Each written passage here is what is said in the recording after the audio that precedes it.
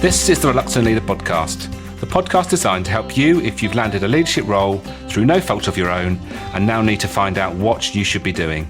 I'm your host, Mark Terrell, and have been there and know what it feels like and made all the mistakes. In each episode, I'll be getting to grips with a leadership topic by interviewing an expert in their field. You'll find out why they do what they do and take away some top tips you can use to become a more confident leader. For more content and to keep in touch with how the project is developing, go to www.thereluctantleader.co.uk. If you have any comments about the episode, you'll find me on LinkedIn, Facebook and Twitter. So let's crack on with the show. Today I'm talking to Jane Thomas. Jane has a wealth of skills and knowledge with over 20 years of both clinical and managerial experience in the NHS. She is an experienced trainer and facilitator, specialising in wellbeing management. She uses a guiding style of engagement, clarifying strengths, aspirations, and links these to evoke the person's motivation to change.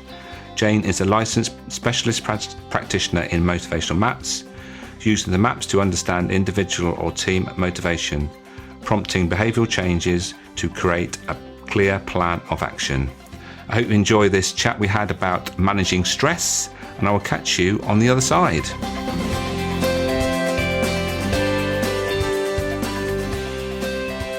So Jane, welcome to the Reluctant Leader podcast. Thank you, Mark. We met some time ago and we share the motivational map tool that we use, and obviously we have lots of faith in that product and we use it extensively. But we are going to be talking about well-being, and I think that links back to motivation and all the other things that come from there. But before we get stuck into that, I think we'd like to know, I definitely will be, and I'm sure the listeners will be interested to know why you do what you do and what was the pivotal moment that took you down that path. All right, Mark, yes. Well, my background is actually nursing. I trained as a nurse at Southampton General Hospital and did a little bit of work around sort of cardiology, and then went down to Poole Hospital in Dorset and worked predominantly across intensive coronary care. We're talking about well-being today, and I suppose I thrived on the fact of, not knowing what was coming through the door and having to get a team of people together and manage those challenging, I think, quite challenging and pressurised situations at times. And then I went solely into cardiology, and fortunately, I had a cardiologist who was very interested also in sort of the psychological aspects of well-being, which can be quite unique in the medical profession. And that was trying to link sort of how we think, how we behave into what was happening physically.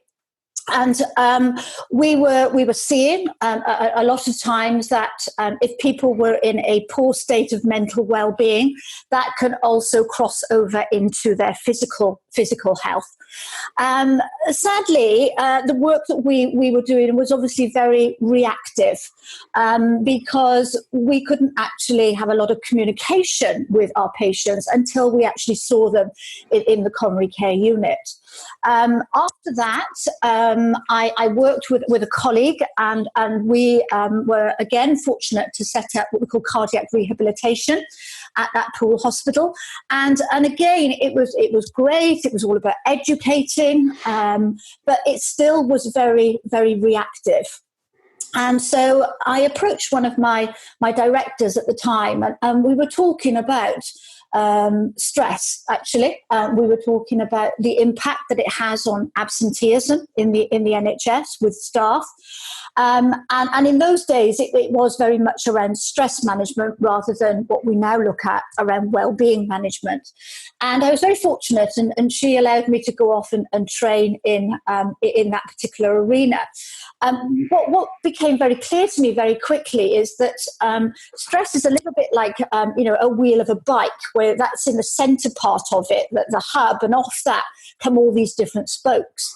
And it linked into leadership, it linked into performance management, it linked into absence management, it linked into team building.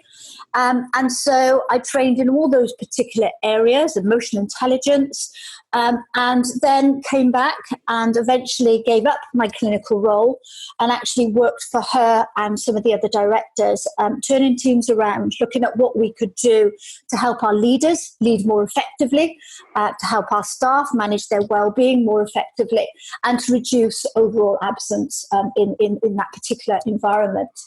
And then in 2005, I left the NHS and I set up Premier Life Skills Limited.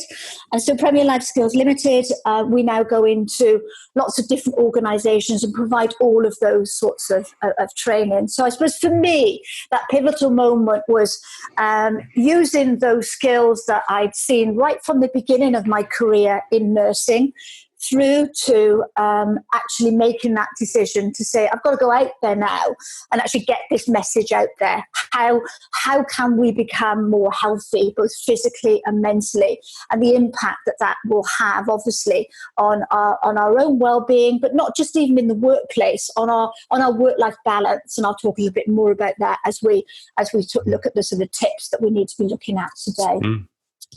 That's excellent. And I think what you say about being really active and proactive is such a key thing, isn't it? Because there is so much that goes on which is reactive. We're waiting for things to happen and then we're doing something about it. But if we can put things in place that actually are more proactive to prevent things from happening, that seems like a better solution to me wherever possible. And I think, Mark, what's very interesting is we do a lot of work around resilience now for organisations. And obviously, we've done a lot of research around what it is and how it can support organisations. And I think, amazingly, we've looked at some studies from Harvard, and they have said that people who are more optimistic in life generally, stands a 50% chance of even having a cardiac event.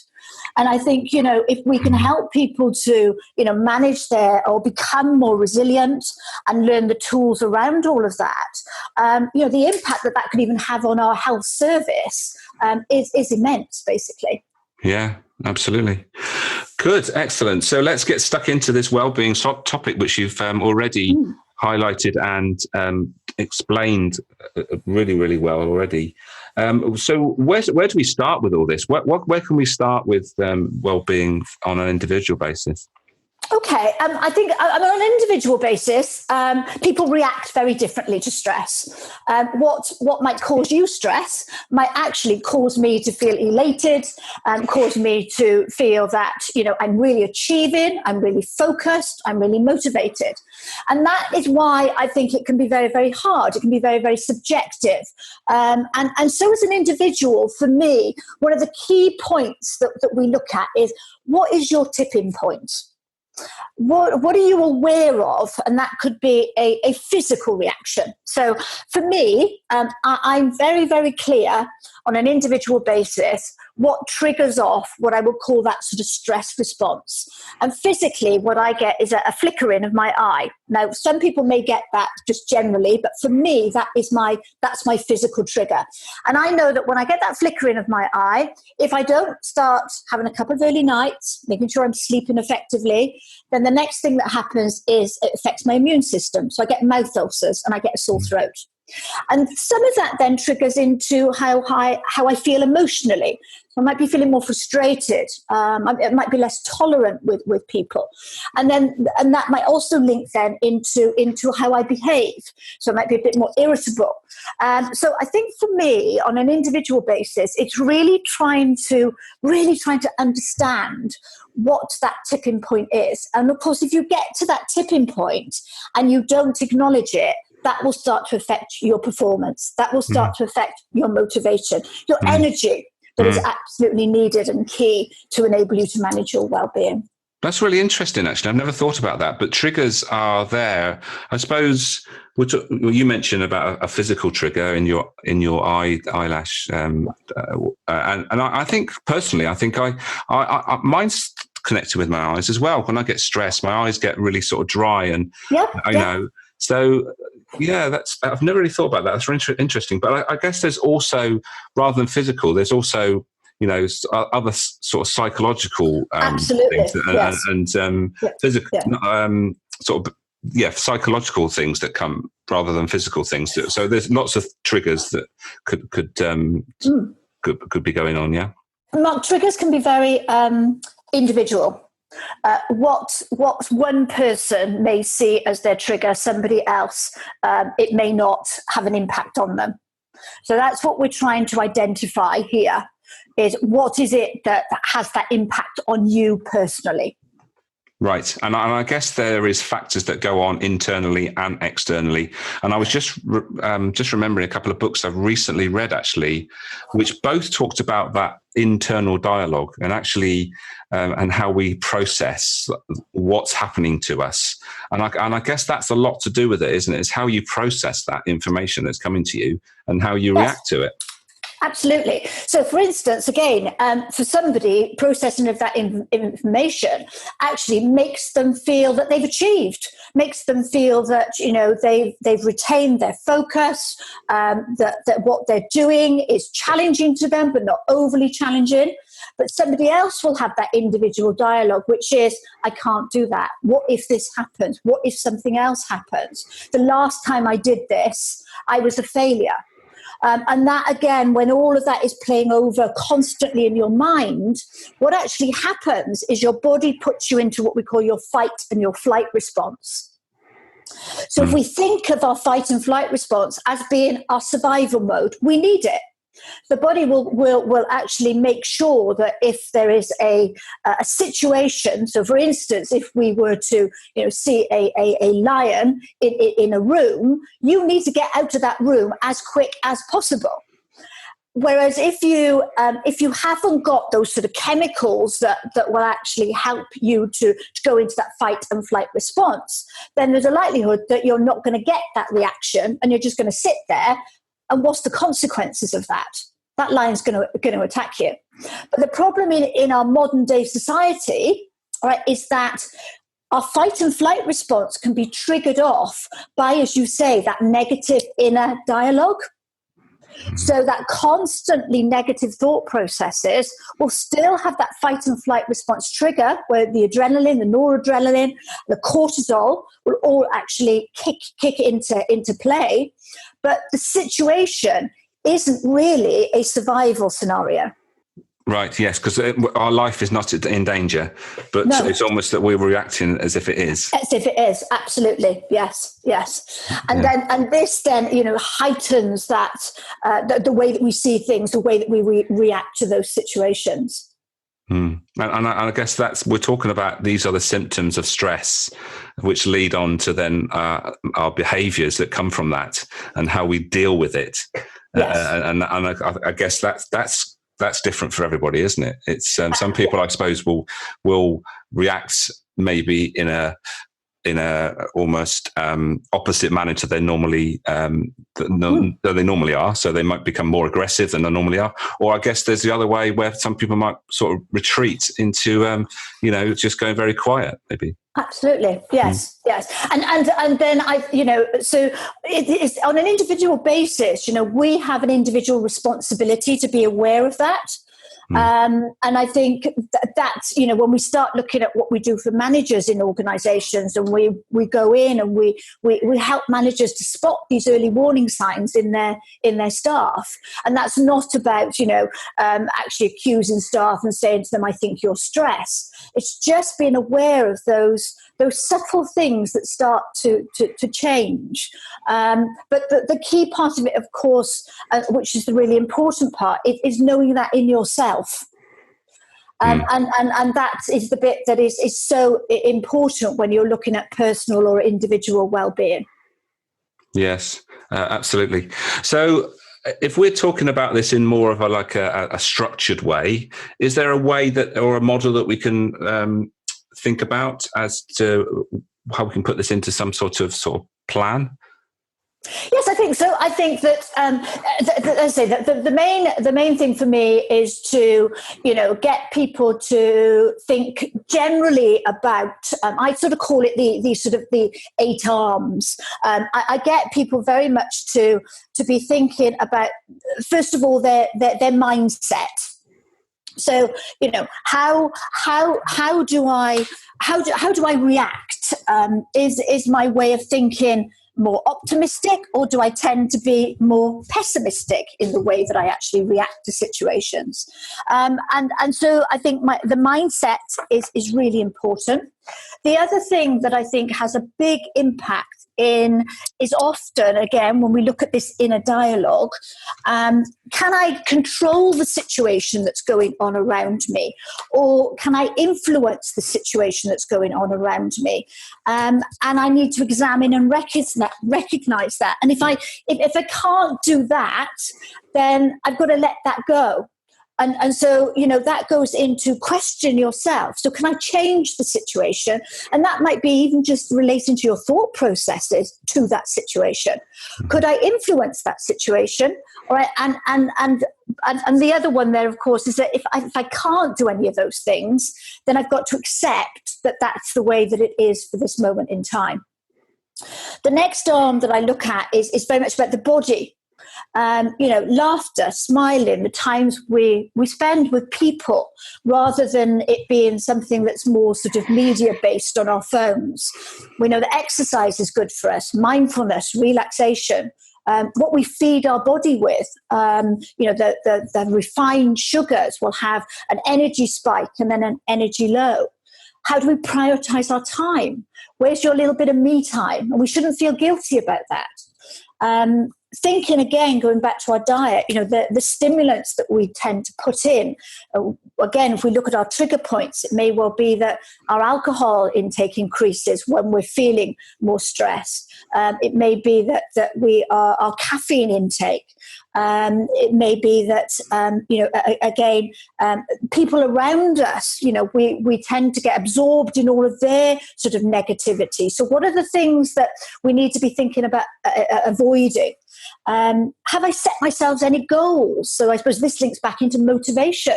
Mm-hmm. Where is my motivation? And then the last arm that I talk about in giving somebody a plan is support. And sometimes, we can get that support from families, and sometimes we need it from professionals. And that might be therapy, that might be coaching, that might be counselling, all of those different things. So I think for me, I tend to help people put together a bit of what I call a mind map, and use all of those 8 arms and get them to check in and have a look at what's actually going on. Mm. And interestingly, I pick up on that. The people around us and having connections, some people have the coping mechanism of going back into their shell, and actually that could be counterproductive, can't it? Absolutely, and we see this a lot, sadly, with the statistics that we currently can look at from from Mind, where they tell us at any time 1 in 4 people can be in a state of poor mental well-being. And that, yes, internalizing those thought processes and having what we call inappropriate thinking styles, again, can have a big sort of impact on our well-being. Mm. Yeah. Excellent. So I think at this point it'd be interesting or a good point to mention that you're in the process of writing a book. I'm not sure what stage you're at. Are you completed, or is it just... We are. I think we're nearly completed. Yes, okay. I've been invited to write a book with James Sale, who, as you know, actually created the motivational maps, and we are looking at a book called Mapping Motivation for Leadership. So I believe at this stage it's gone off to the printers, and we're just waiting now for what happens next. How exciting! So can you give us a snippet from what we can expect from that book? Seeing that it's all about leadership. Yes, absolutely. And I think one of the things I think was really important is that when James and I looked at the book, one of the things that James was very interested in making sure that we included in the book was about the well-being of the leader. And, leadership is a difficult topic to write about because there's so much research around it. It shifts in different directions at different times.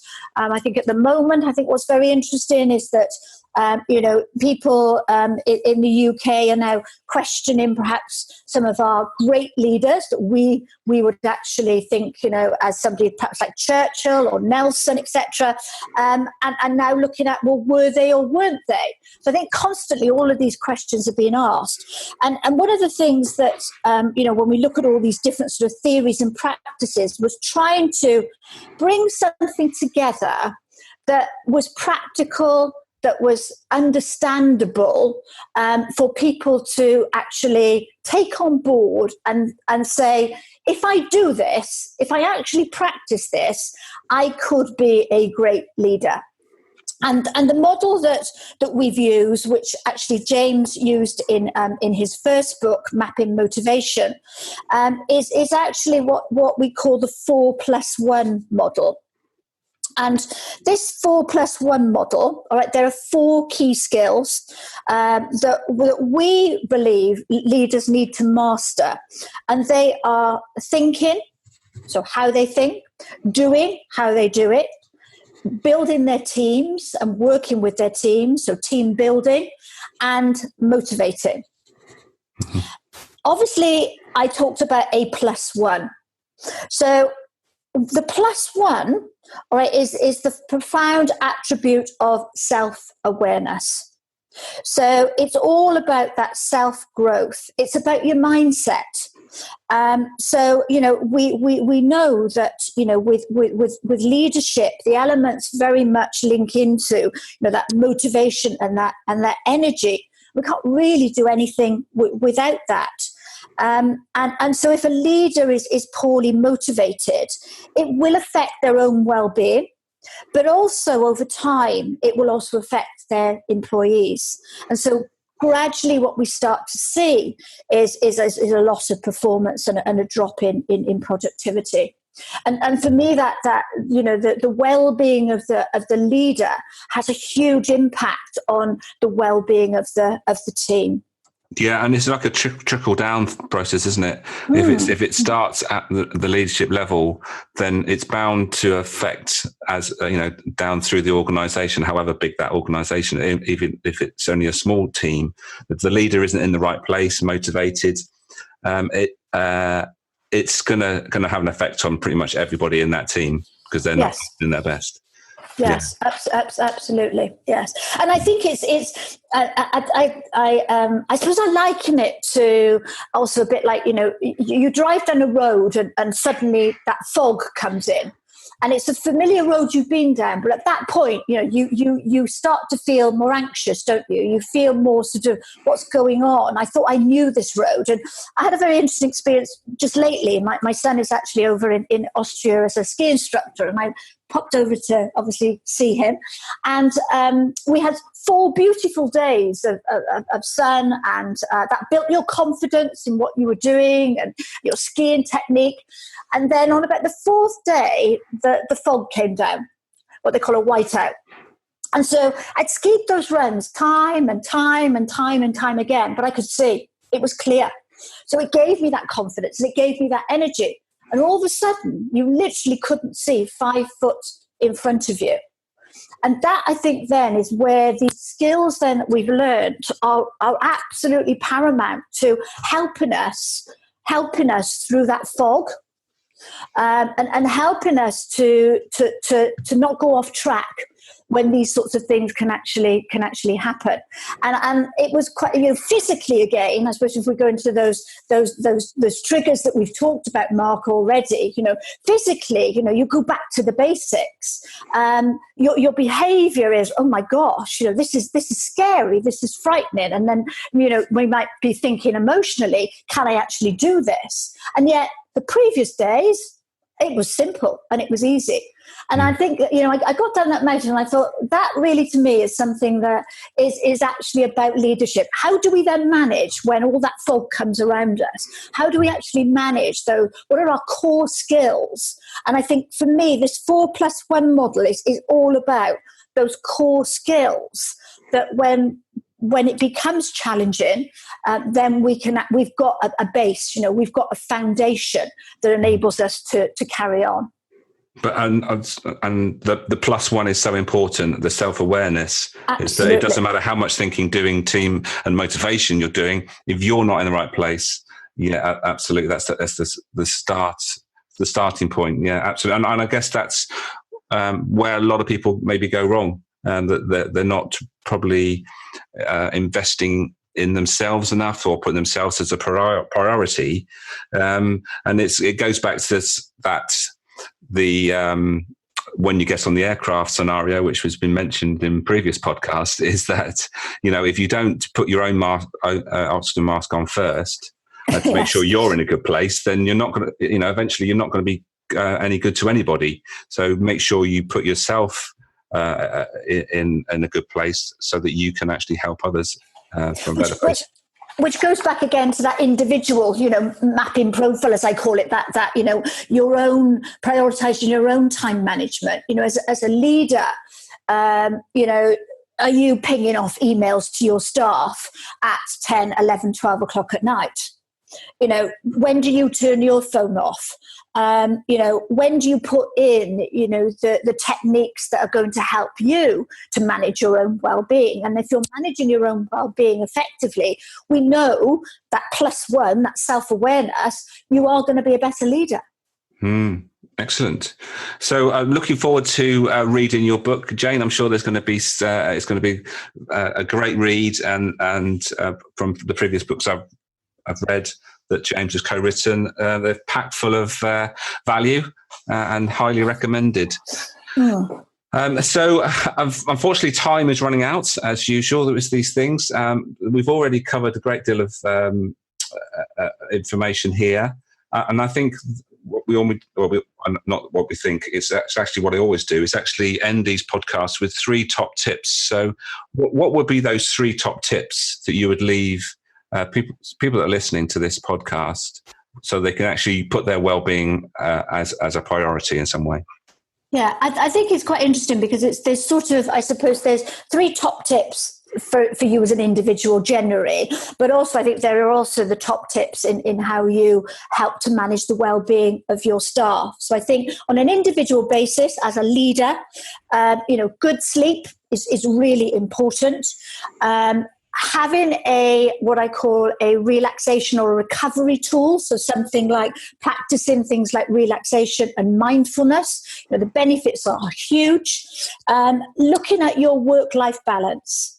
So when do you turn off from that workplace? Do you ever turn your phone off or your laptop, or you stop taking emails at a certain time? So I think for me, it's very much around that.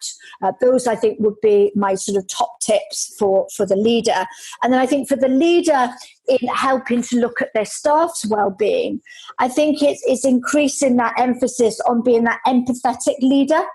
So being that, what I call that leader coach, looking out for the things that are, going on around you. Knowing about your staff's motivators, I think, has a huge impact on staff well-being. Definitely leading by example. And then the last one for me is that, that work-life balance. So that, allowing your staff, to have that work-life balance, I think is absolutely crucial to, as we know, motivation, performance, productivity, and a happy workplace. Absolutely. And it's showing an example, isn't it? If you're leading a team, you've got to show them the right way to do things, and you can't expect people to do things that you're not doing. Absolutely. Yes. Which is a life lesson that we should all take forward and make the most of. Well, thank you ever so much, Jane, for your time today. I've really enjoyed it, and I hope that we get another chance to chat at some point in the future. But for now, I will say cheerio and see you soon. Thank you very much, Mark, and great to talk to you as well.